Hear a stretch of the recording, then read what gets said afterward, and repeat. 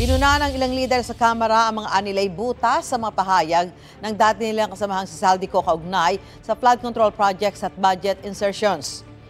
Tinawag na imbentong kwento ni House Deputy Speaker Ronaldo Puno ang mga sinabi ni Ko sa kanyang mga video.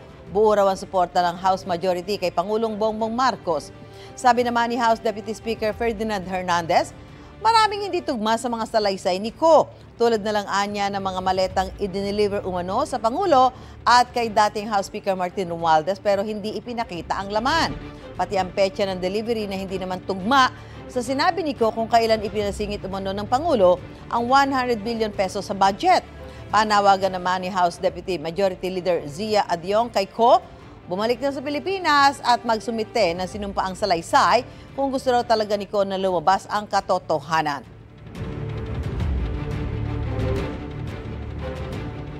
Bine-verify naman ng Department of Justice sa mga pahayag ni Ko sa tatlo niyang video. Ayon kay Prosecutor General Richard Padulyon, kailangan nilang suriin ang mga pahayag ni Ko lalo na't hindi ito sinumpaang salaysay.